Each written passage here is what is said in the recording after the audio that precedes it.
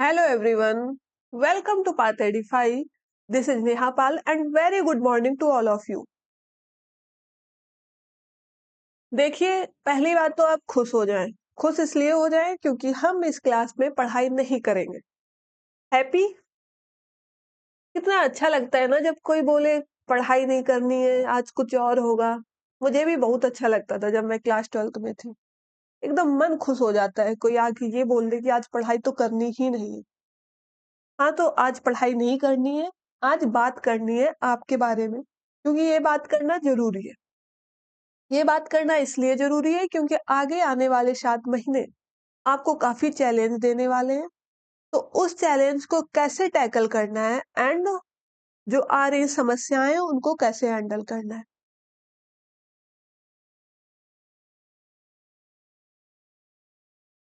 ये जो आपके 10 आइडियाज़ हैं, ये मैंने खुद से लिखे हुए हैं, जो मैंने अपने आस-पास बच्चों में ऑब्ज़र्व किए हैं एंड जब मैं क्लास 12th में थी तब भी इस तरह की समस्याएँ आती थी। तो उन सबको मिला के मैंने ये 10 पॉइंट में कंठस्थ कर दिया है, इस पे हम बात करेंगे एंड चलिए फिर एक-एक करके शुरू कर देते हैं।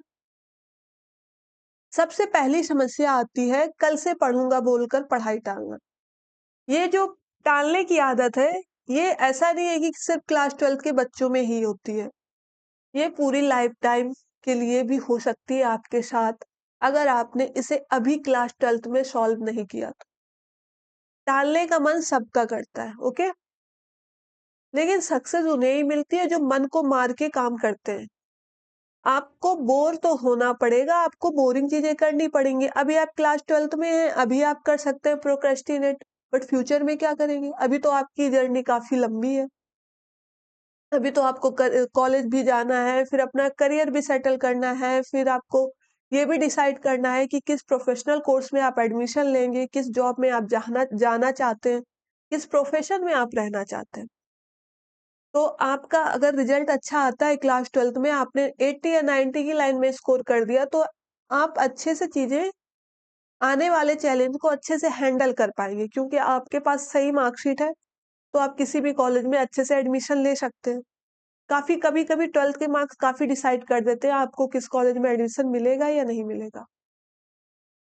तो इस बात का ध्यान रखना है कि आज पढ़ाई को मत टालिए, अभी से शुरू कर दीजिए। देखो अभी ये क्लास आप देख रहे हो ना, 1 सेकंड, ये आप क्लास अभी देख रहे हैं ना, इस क्लास को देखने के बाद ही 10 मिनट इंग्लिश पढ़ लो, ठीक? 10 10 मिनट से शुरुआत करो, 15 मिनट से शुरुआत करो।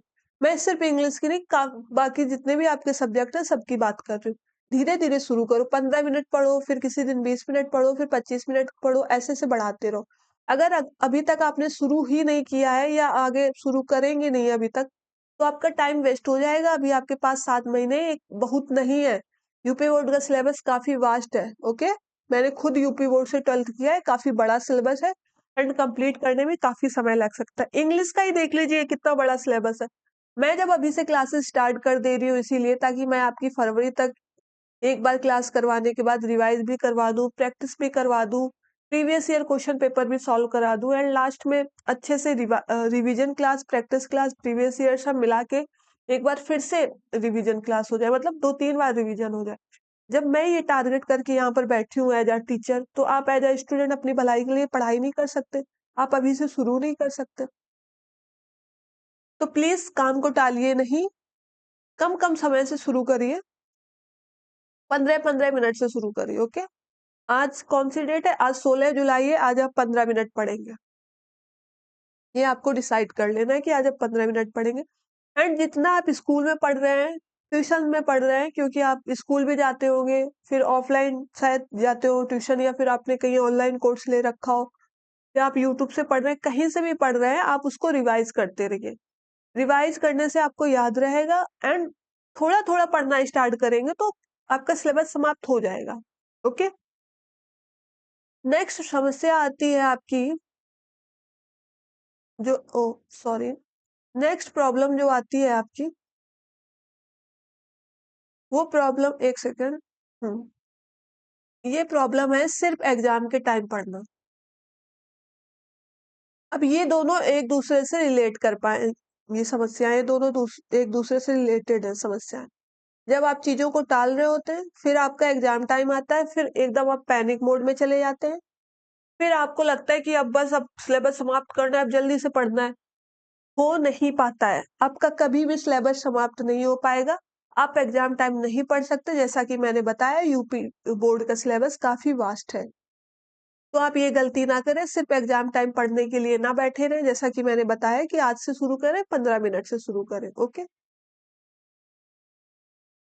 तीसरी प्रॉब्लम है हर बात पर दूसरों से कंपैरिजन करना। यहाँ मैं एक कहानी सुनाती हूँ। कहानी है 3 लड़कियों की। मैं नाम ले लेती हूँ। एक का नाम है नेहा, दूसरे का नाम है रिया एंड तीसरे का नाम है प्रिया। ओके। नेहा, रिया, प्रिया। यूपी बोर्ड का एग्जाम होता है, यूनिट टेस्ट होता है, सॉरी, क्लास में यूनिट टेस्ट आपके चलने लग गए होंगे। तो जब यूनिट टेस्ट होता है, तो यूनिट टेस्ट में इंग्लिश में नेहा के मार्क्स आते हैं 98, रिया के मार्क्स आते हैं 95 एंड प्रिया के मार्क्स आते हैं 90। जब प्रिया को पता चलता है कि यूनिट टेस्ट में प्रिया के इंग्लिश में 90 नंबर हैं एंड नेहा और रिया के मार्क्स हैं 95, 98, तो प्रिया काफी डिमोटिवेट हो जाती है, क्योंकि प्रिया कंपैरिजन करने लग जाती है नेहा और रिया से। जबकि प्रिया के बाकी सब्जेक्ट में काफी अच्छे मार्क्स होते हैं, सिर्फ इंग्लिश में ही कम है। लेकिन फिर भी प्रिया डिमोटिवेट होती है, उसका कॉन्फिडेंट कम हो जाता है एंड वो कंपैरिजन करने लग जाती है। अब इस कंपैरिजन में उसका काफी टाइम वेस्ट हो जाता है एंड फिर वो हर जब टाइम वेस्ट करने लगती है, तो हर यूनिट टेस्ट में उसके मार्क्स कम होने लगते हैं, प्री बोर्ड में भी उसके मार्क्स कम होने लगते हैं एंड फिर ऐसे करके रिया इतनी ज्यादा अंडर कॉन्फिडेंट हो जाती है कि यूपी बोर्ड आते आते उसके मार्क्स सिर्फ 70% मार्क्स आते हैं यूपी बोर्ड में। प्रिया पढ़ाई में अच्छी थी, प्रिया 90 मार्क्स स्कोर कर रही थी, जो कि काफी अच्छे मार्क्स होते हैं, बाकी सब्जेक्ट में भी ऐसे मार्क्स स्कोर कर रही थी। लेकिन उसने कंपैरिजन में इतना ज्यादा अपने आप को अंडर कॉन्फिडेंट कर लिया कि उसके मार्क्स, जब फाइनल बोर्ड एग्जाम था जहां अच्छे से परफॉर्म करना था, जो जो मैटर करता था, उसमें उसके मार्क्स सबसे कम हो गए। ये तब होता है जब आप अपना टाइम वेस्ट करते हैं कंपैरिजन करते करते। तो आपको किसी से भी कंपैरिजन नहीं करना है। देखो, मैं आपको एक बात बताती हूँ, ये जो आपके दोस्त है ना, अभी आपके साथ हैं आसपास, आज आप इनसे कंपटीशन कर रहे होंगे, इनसे अपने आप को तुलना कर रहे होंगे, लेकिन ये आपकी जिंदगी भर नहीं रहने वाले। ओके। आपका स्कूल दुनिया में है। ओके। इस दुनिया में आपका स्कूल एग्जिस्ट करता है, लेकिन स्कूल में दुनिया नहीं है। इंडिया में लगभग 150 करोड़ लोग हैं, आपको पता है?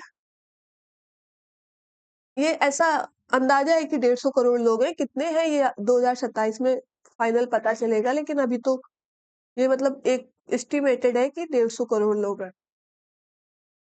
150 करोड़ लोगों में लगभग 24 लाख समथिंग बच्चों ने रजिस्ट्रेशन किया 2026 में क्लास 12th में, यूपी बोर्ड में क्लास 12th के लिए।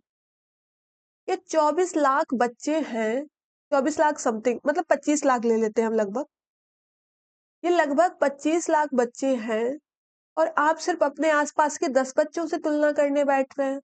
आगे लाइफ में जब आप आगे बढ़ेंगे, तो आपको दूसरे लोग मिल जाएंगे, फिर जब आप प्रोफेशनल में जाएंगे वहां दूसरे लोग मिल जाएंगे। तो हर जगह जब दूसरे लोग मिलने वाले हैं, तो क्यों अपने आसपास लोगों से तुलना करनी है? सिर्फ खुद पर फोकस करना है। खुद पर फोकस करना है, खुद के नंबर अच्छे लाने की कोशिश करनी है एंड खुद की पढ़ाई को आगे बढ़ाते रहना। ओके। तो प्लीज कंपैरिजन मत करना किसी से अपना। चौथा पॉइंट है पूरा दिन मोबाइल और रील में वेस्ट करना। आप ये वीडियो देख पा रहे हैं, यानी आपके पास मोबाइल एंड इंटरनेट का एक्सेस है। ओके।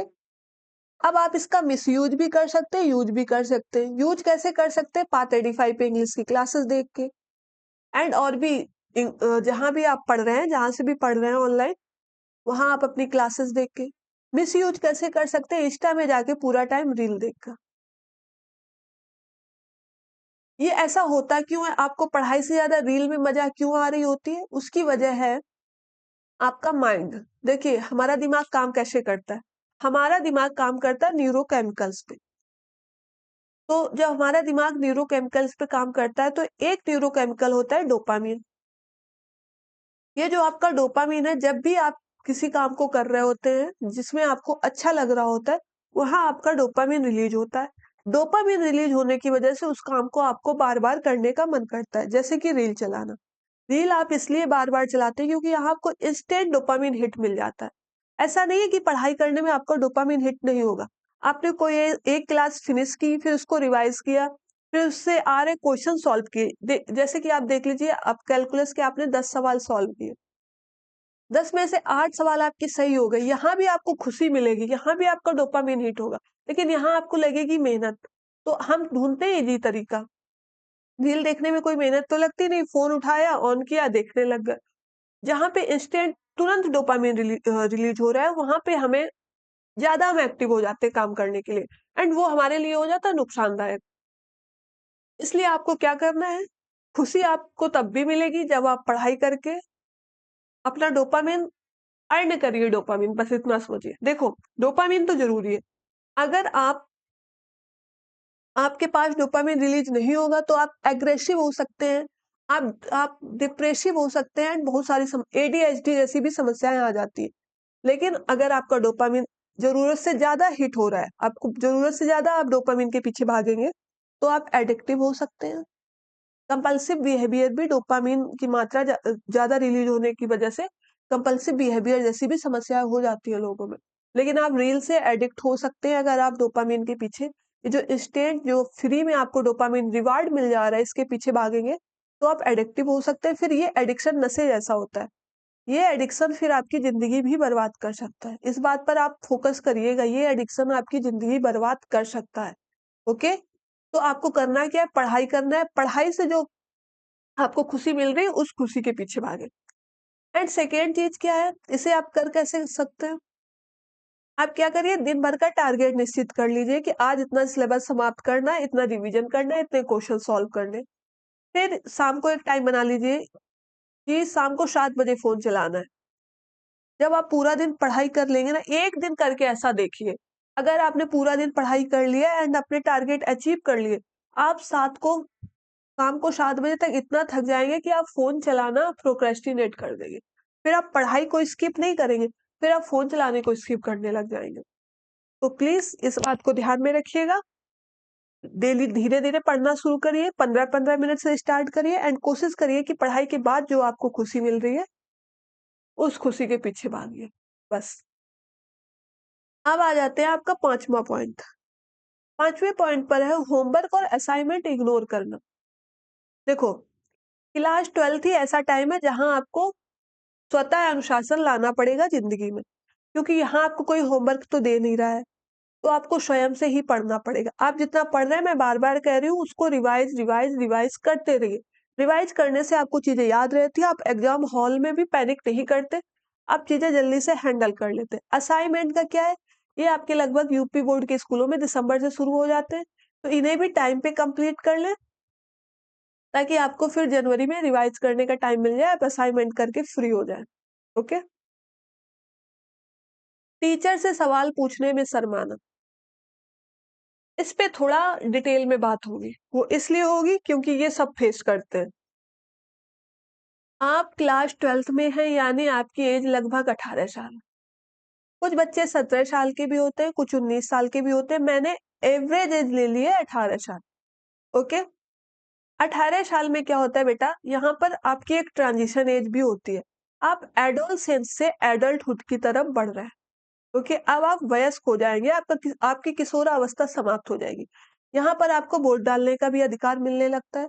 कुछ बच्चे 2027 में डालेंगे भी। एंड यहाँ पर क्या होता है, सेल्फ कॉन्शियसनेस बढ़ जाती है, मूड स्विंग्स बढ़ जाते हैं, एंड डिस्ट्रैक्शंस भी बढ़ जाते हैं। सेल्फ कॉन्शियसनेस में क्या होता है कि आप लुक्स के प्रति कॉन्शियस हो जाते हैं। जैसे आप अपने हाइट के लिए हो जाएंगे, कॉम्प्लेक्शन के लिए हो जाएंगे। तो इमेज कॉन्शियसनेस भी बढ़ जाती है। इमेज कॉन्शियसनेस की वजह से आप टीचर से सवाल पूछने में शर्माते हैं। आपको ऐसा लगता है कि आपने सवाल पूछ दिया, तो आपके क्लास के बाकी बच्चे सोचेंगे आपको आता नहीं है कुछ, आपके टीचर्स आपको जज करेंगे। देखिए, वो आपके टीचर हैं, वो आपके जो बच्चे आसपास बैठे हैं वो स्टूडेंट है। जैसे आप हैं वैसे ही वो सारे बच्चे हैं। एंड टीचर का काम है आपको पढ़ाना। कोई भी टीचर ऐसे नहीं होते जो आप सवाल पूछे एंड आपको जज करे। एंड वो अगर आपको जज कर रहे हैं तो वो फिर सही टीचर नहीं, फिर टीचर में प्रॉब्लम है, आप में नहीं। मेरा मानना तो ये है कि अगर आपको कुछ समझ भी नहीं आ रहा है ना, जैसे मैंने यहाँ पर इंग्लिश पढ़ाई पाथ एडीफाई पे एंड आपको कुछ समझ नहीं आया, तो ये आपकी गलती नहीं, ये मेरी गलती है, क्योंकि सिखाना मेरा काम है। अगर आपको समझ नहीं आ रहा तो मतलब मैं अच्छे से नहीं सिखा पा रही हूँ। तो आपको इस बात पे बिल्कुल भी परेशान नहीं होना है, बेझिझक सवाल पूछिए। अभी तो आप ऑनलाइन आपके पास है एक्सपोज़र, तो आप जो भी जहाँ क्लासेस ले रहे हो वहाँ तो आप पूछ ही सकते हैं, क्योंकि वहाँ तो आपको पर्दे के पीछे पूछना है, सामने से पूछना भी नहीं है। लेकिन अगर आप स्कूल में हैं एंड वहाँ बैठ के शर्मा रहे हैं, तो मत शर्माइए। ऐसे ज़िंदगी में बहुत ज़्यादा मौके आने वाले हैं, जहाँ आपको खुद के लिए स्टैंड लेना पड़ेगा, जहाँ आपको पब्लिक के सामने बोलना पड़ सकता है, तो अभी से शर्माना बंद करें, ओके? अभी से अपने अंदर कॉन्फिडेंट लाएँ। दूसरा है गलत दोस्तों के प्रेशर में आना। कभी-कभी क्या होता है कि पीयर प्रेशर में बच्चे पड़ जाते हैं नशे की आदत में। देखो, मेरी आप पूरी लाइफ जर्नी के लिए आपके लिए एक एडवाइस है, इसे याद रखिएगा।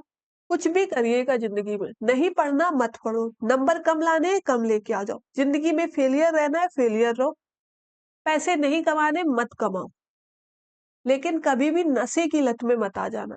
ये आपकी सोशल वैल्यू तो कम करते ही है, ठीक? ये आपको फाइनेंशियली भी ड्रेन करेगा एंड ये आपकी रिलेशनशिप भी खराब कर देगा। जब आप बड़े होंगे, फ्यूचर फैमिली बनाएँगे, वहाँ बहुत ज़्यादा इश्यूज़ आते हैं अगर आप नशे की लत में हैं तो। एंड ज़्यादातर बच्चे 18 साल की एज में नशा करना शुरू कर देते हैं। यही वल्नरेबल एज होती है जहाँ पे बच्चे नशे की तरफ जाने लग जाते हैं एंड पीयर प्रेशर में और भी ज़्यादा। जो बच्चे आपके आस-पास नशा कर रहे हैं यानी उन्हें अपनी ज़िंदगी में कुछ करना नहीं, उनके पेरेंट्स भी इतने एक्टिव नहीं हैं। वो आपके कितने भी सगे, जिगरी दोस्त या सहेली हों, उनको आप वहीं पर छोड़ दें, आप अपनी ज़िंदगी में फ़ोकस करें। जब आप अपनी ज़िंदगी में फ़ोकस कर पाएँगे, जब आप अपनी ज़िंदगी में कुछ कर पाएँगे, तभी तो दूसरों को बता पाएँगे कि आप ये जो कर रहे हैं वो गलत है। अगर आप कुछ नहीं है तो आप किसी को ज्ञान भी नहीं दे सकते, लोग मुँह पे बोल देते हैं कि खुद तो कुछ किया नहीं, मुझे बताने चले आए। ओके, तो पहले 12th में अच्छे मार्क्स लाओ एंड ये जो आपके दोस्त हैं, आपके फ्रेंड्स हैं, ये जो गलत चीज़ों में हैं, उन्हें भी आप सही चीज़ बता दो। मैं नहीं कह रही हूँ कि उनके लिए आप कुछ और करो, लेकिन सही बात तो सबको बता देनी चाहिए। एज़ अ ह्यूमन ये हमारी ड्यूटी होनी चाहिए कि आपके आस-पास कोई गलत कर रहा है, तो एक बार उसे करेक्ट तो करना ही चाहिए। हाँ, लेकिन कोई अगर बहुत ज़्यादा वायलेंट है, अलग तरह के इंसान है, तो उनसे मत भिड़िए, ओके? उनसे दूर रहिए। लेकिन कोई नॉर्मल ह्यूमन बीइंग है, आपकी फैमिली में, आपके फ्रेंड सर्कल में, तो उन्हें आप बता सकते हैं कि ये जो आप नशा कर रहे हैं, इससे क्या-क्या नुकसान हो सकते हैं, ओके? एंड और खुद भी पीयर प्रेशर में आके कभी भी इन सब चीज़ों में ना पड़ें। अपनी हेल्थ और नींद को इग्नोर करना। अभी आप यंग हैं, अभी आपकी बॉडी आपका ध्यान रख रही है। लेकिन जैसे ही आपकी एज बढ़ेगी ना, आप लेट 30s, 40s में जाएँगे, वहाँ आपको अपनी बॉडी का ध्यान रखना पड़ेगा। आज से ही अच्छी आदतें डालना शुरू कर लें, आज से ही हेल्दी खाना खाना शुरू कर दें एंड नींद, नींद हमको लगता है कि नींद कम सो लेंगे क्या हो जाएगा, मैं अपने एक्सपीरियंस से बता रही हूँ। मुझे भी ऐसे लगता था कि कम सोने से क्या ही हो जाएगा। बोर्ड एग्ज़ाम है, 1 महीने की बात है 5 घंटे ही सो लेती हूँ, कम सोऊँगी। पता है, एक तो आप फ़ोकस नहीं कर पाते, दूसरा आपका कंसंट्रेशन बिगड़ जाता है, तीसरा आप बीमार पड़ जाएँगे, सब बर्बाद हो जाएगा। मेरा अभी यूपीएससी का प्री था 26 मई को, तो मैंने यही किया। मई में मैंने पढ़ाई के चक्कर में मैंने नींद बहुत कम ली एंड एग्ज़ाम के 1 दिन पहले पहले इतना ज़्यादा पैनिक मोड में थी मैं और फिर मैं बीमार हो गई एग्ज़ाम के दिन सुबह। फिर बीमार होने के बाद भी किसी भी तरह मैंने दवा ली एंड जाके एग्ज़ाम दिया। लेकिन मेरा एग्ज़ाम अच्छा नहीं हुआ क्योंकि तबीयत ही खराब हो गई। तो मैं अपने एक्सपीरियंस से बता रही हूँ कि आपको बिल्कुल भी नींद स्किप नहीं करनी है बेटा, नींद के साथ नो कॉम्प्रोमाइज़। इसलिए मैं कह रही हूँ कि आज से पढ़ना शुरू करें। जब आप एग्ज़ाम के टाइम पढ़ते हैं ना, जब आपका बहुत बैकलॉग हो जाता है कि ये रिवाइज़ नहीं किया, ये रह गया, तो आप फिर नींद को स्किप करने लग जाते हैं एंड फिर वहाँ पे प्रॉब्लम आ जाती है। तो अभी से 8 7-8 घंटे की नींद अच्छे से लें, अपना स्कूल जाएँ, ट्यूशन जाएँ एंड खुद से भी पढ़ने के लिए टाइम निकालें। खुद से पढ़ना बेहद ज़रूरी है। कभी-कभी क्लास 12th में क्या होता है, मैं भी ये गलती करती थी कि आप स्कूल जा रहे हैं पूरा दिन, फिर आप ट्यूशन चले गए एंड फिर आप इतना थक गए, घर आके आप आराम करने लग गए, फिर आपने खुद से कुछ पढ़ा ही नहीं। तो आप इस तरह से अपने दिन को डिज़ाइन करें, एक ट्यूशन कम कर लें, एक ट्यूशन ऑनलाइन कर लें, घर से कर लें। मान लीजिए इंग्लिश ही आप पाथ 85 से पढ़ लें। वैसे तो मैं पाथ 85 पे इंग्लिश ऐसे तैयार करवाने वाली हूँ कि आपको कहीं से कुछ भी पढ़ने की आवश्यकता नहीं होगी। आपके स्कूल में जो पढ़ा रहे हैं वो पढ़िए एंड पाथ 85 पे आकर इंग्लिश तैयार कर लीजिए। तो वो आपका टाइम बच जाएगा। अगर आपको ऑफलाइन पढ़नी है तो आप ऑफलाइन पढ़ लें, मैं मना नहीं कर रही हूँ। लेकिन मैं सिर्फ आपको एक तरीका बता रही थी कि वो आपका वहाँ पर टाइम बच जाएगा। तो आप आकर घर पे रिवीजन कर सकते हैं, बाकी सब्जेक्ट को टाइम दे सकते हैं। लेकिन अगर आपको ऑफलाइन पढ़ना है तो आप ऑफलाइन भी पढ़ सकते हैं। ओके? 9th पॉइंट है, एक बार फेल या कम मार्क्स आने पर हार मान लेना। मैंने पीछे रिया एंड प्रिया की स्टोरी बताई थी ना। प्रिया के एक बार मार्क्स कम आए, प्रिया ने हार मान ली, प्रिया अंडर कॉन्फिडेंट हो गई एंड उन्होंने अपना फाइनल रिजल्ट खराब कर लिया। आपको ये नहीं करना है।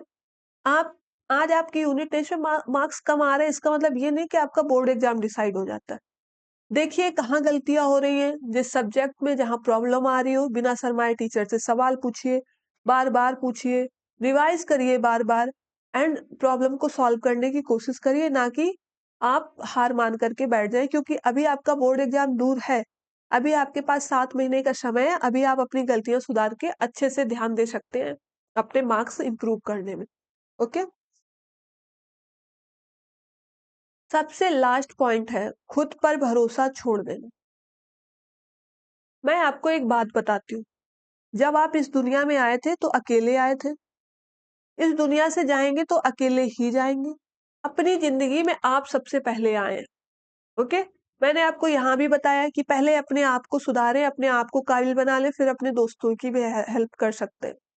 यहाँ मैं फिर से कह रही हूँ, खुद पे सबसे पहले जब आप अपनी जिंदगी में खुद ही आए हैं तो सबसे पहले आपको खुद पर भरोसा करना पड़ेगा।